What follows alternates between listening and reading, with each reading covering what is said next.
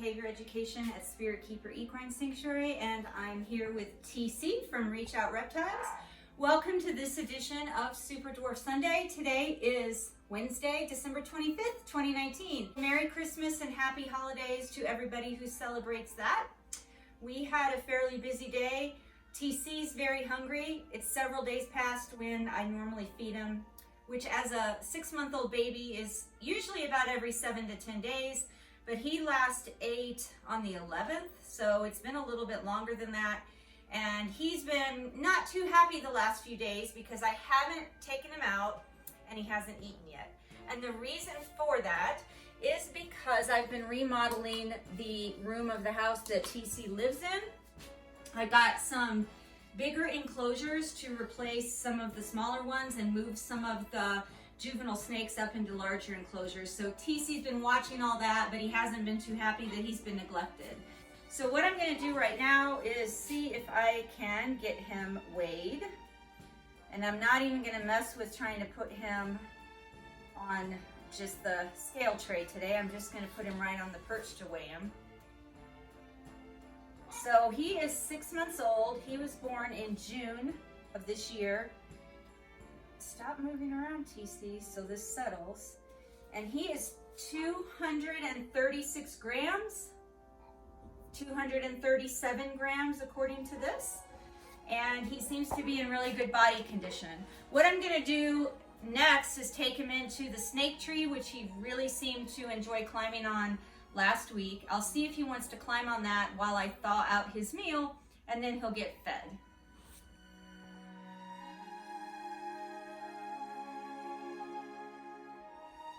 So TC has a rat pup thawing as we speak. He really seemed to enjoy this snake tree the last time that we filmed an episode of Super Dwarf Sunday, which was last week. And so I figured it's a good spot to put him while I do a little enclosure maintenance on his habitat and while we're waiting for his rat pup to thaw. And as I suspected, he went right to it. So hopefully this keeps him occupied for long enough for his meal to thaw and for me to clean his enclosure. TC. TC. He's not paying attention at all. So this route.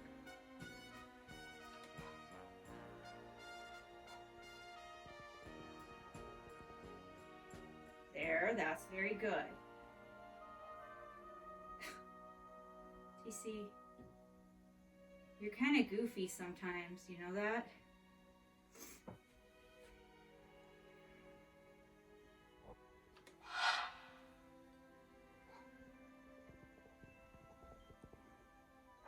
There, that's very good. TC, you're kind of goofy sometimes, you know that?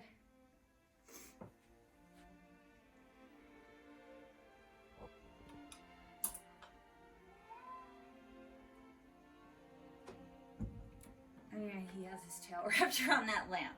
So TC's going to eat right here today because he has his tail wrapped around part of my corn snake's heat lamp. But what just happened is he came off the snake tree on his own and he started climbing on top of my corn snake's enclosure. And his rodent was thawed, his cage is cleaned and ready for him to go back in. And ideally I wanted to see if he was associating this target with food yet, but he was determined that he wanted to climb around back there and he wasn't paying attention to come this direction onto what I'm trying to teach most of the snakes to view as a feeding station, which is just a portable perch that I've made with a tub. I ended up picking him up and placing him on the station, then showing him the target, which he then oriented towards, tongue flicked at, and came in the direction of, and then I gave him the food reward. He is being reinforced for sitting on the station, and so basically the antecedent behavior in this training session was me picking him up and physically placing him on the station. His behavior was remaining on the station and orienting towards the target, and then the consequence was a food reward as a reinforcer. And that's going to be the end of this session. I'm going to let him finish eating, and usually then when the snakes finish eating, they stretch out a bit and start to climb around. So when he lets go of the heat lamp cord on his own and he's solely on the station, I'll carry it into his room and see if he'll voluntarily shift back into his normal enclosure.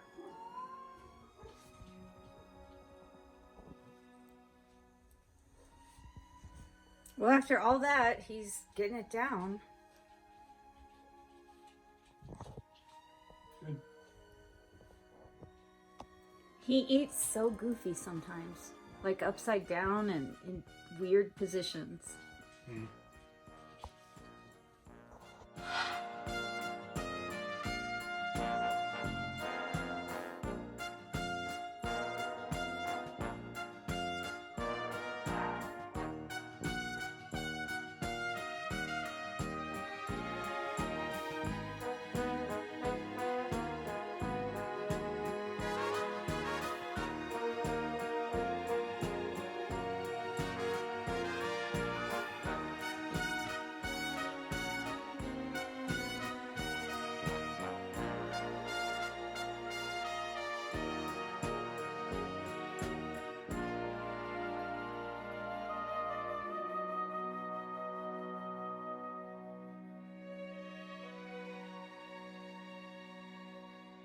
TC's all finished eating. He's unwrapped his tail from around my corn snake's heat lamp cord, so I'm going to now carry him while he's still attached to the station into his room, and we'll see if he wants to shift on his own back into his enclosure.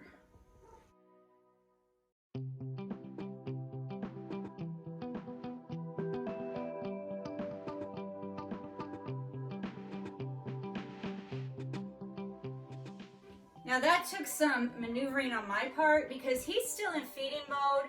I really don't want him coming down off of this perch or out of the tub, say he had chosen to go inside after eating down towards my hands, because there's always the chance that when they're in feeding mode or when they've just eaten, that they may be looking for another meal, and any movement of a warm body may trigger that feeding response, and I just don't want any accidents. So that's why I was maneuvering this tub around, keeping his head away from my hands, and ultimately maneuvering the front part of his body towards his enclosure. And as you can see, he wasted no time going right back in, and now he's in a clean enclosure. He's got new drinking water, new swimming water, fresh humidity boxes, fresh Repti chip that's been moistened on the left side, and then he has his cloth pillowcase on the right side. So we're going to be leaving him alone for a few days since he just ate a meal tonight, and this is Wednesday, so probably I'll leave him alone until Saturday or Sunday, and I'll do another short clip to end out this week's Super Dwarf Sunday. Thanks for joining us, and thanks for your interest in TC and how we're raising him.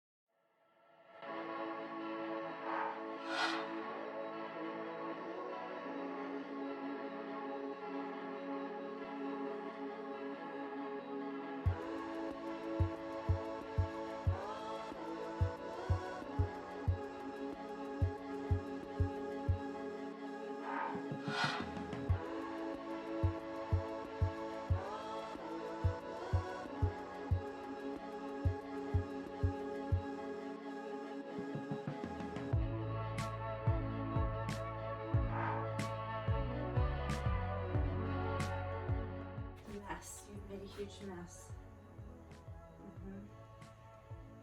Ugh, you're soaking wet and you've made a huge mess inside your enclosure. What am I gonna do with you? Huh? What am I gonna do with you? You better behave.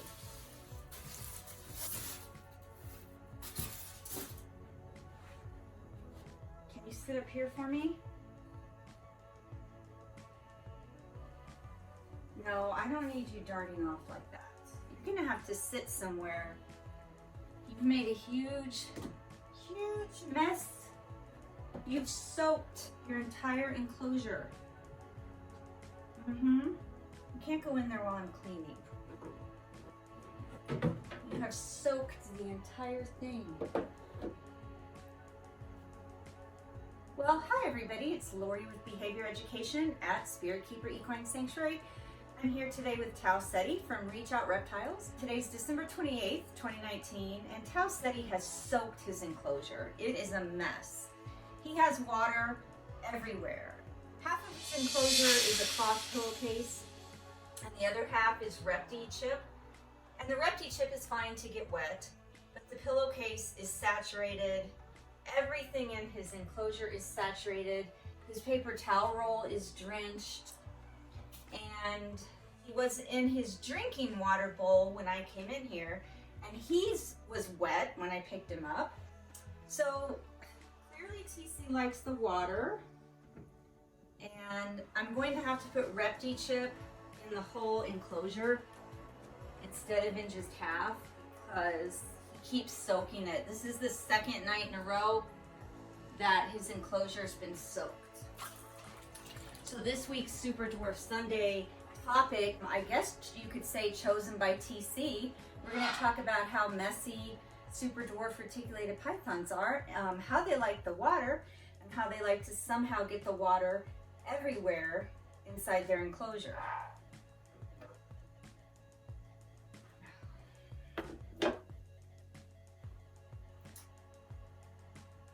Every single water container in here has debris in it. Bedding particulates and other debris, which I'm guessing might be urates.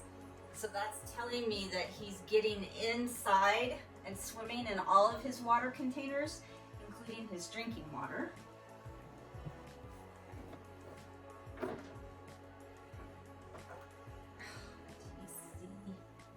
You're a slob. You're a slob.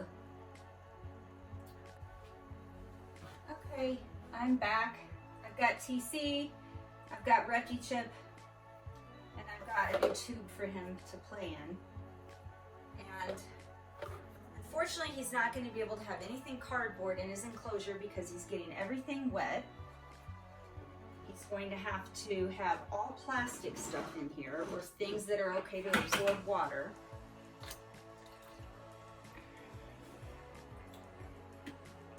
Where are you going? I don't think so, mister.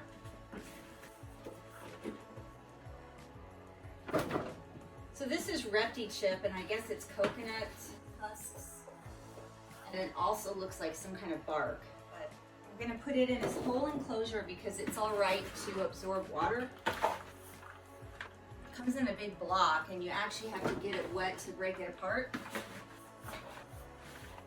But once it dries out, if he spills water or gets water everywhere, it's not going to hurt anything. TC, you are just being a big troublemaker. Why don't you sit right over here while I work on your enclosure? Thank you.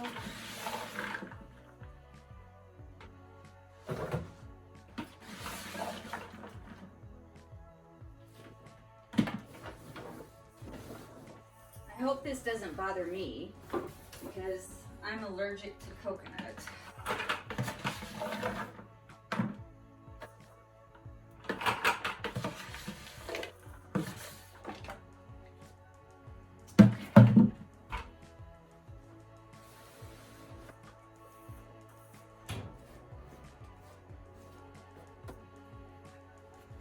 All right, I'm going to put what is supposed to be his swimming pool back in here.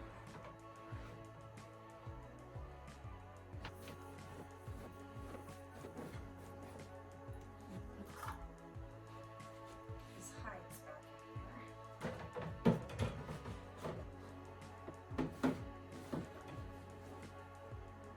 It really was humid when I opened these doors too, because he got water everywhere. I don't think he needs this additional drinking water anymore. I think his swimming pool and his giant water should be enough now.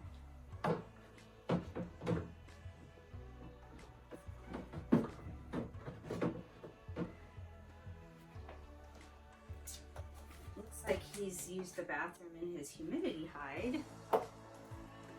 Slob, slob, slob. What a messy snake. Okay.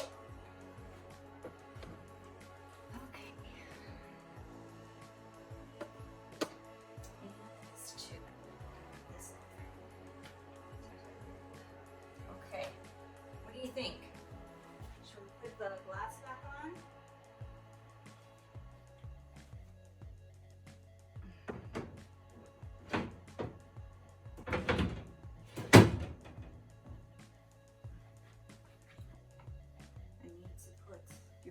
Back in. Do you want to stay on your perch while I put it back in, or do you want to come off of it? Okay, let's stay on it. That's fine. Here we go.